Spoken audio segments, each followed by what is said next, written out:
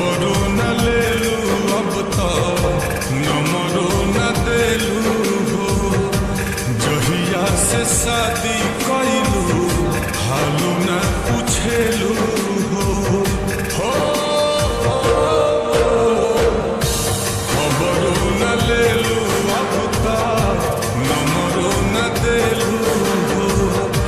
जहिया से शादी कैलू हालू न पूछेलू हो सही सतैबू काहे जा चन चन कहत रही सचहू में चैन भइलू मले पयबू काहे जा चन चन कहत रही सचहू में चैन भइलू मले पयबू काहे जा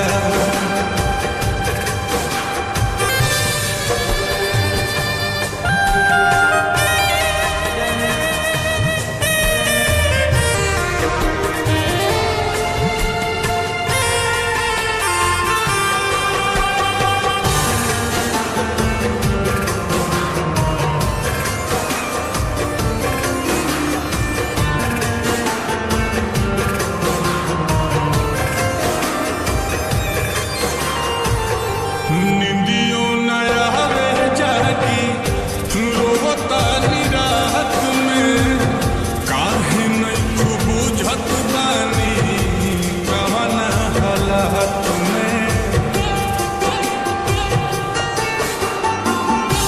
निंदियों नया रे जागी रोवता निराहत में काहे नहीं खूब बुझत बानी कवना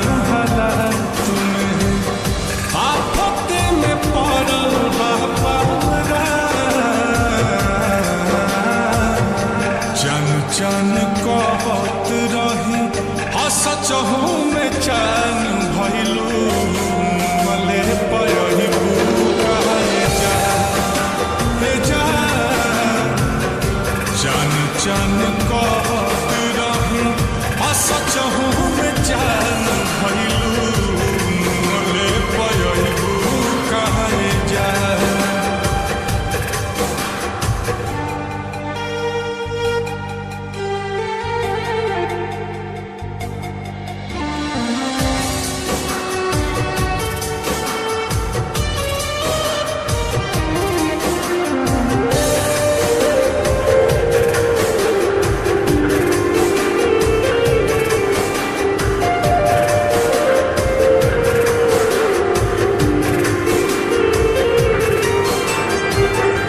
सोनू सुधा करके तू धके गइल बा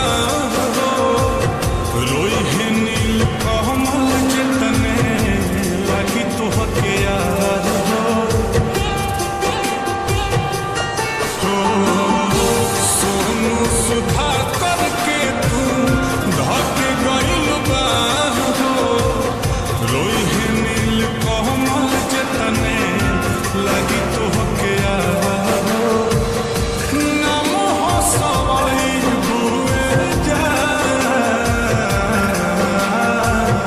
चन चन कहत रही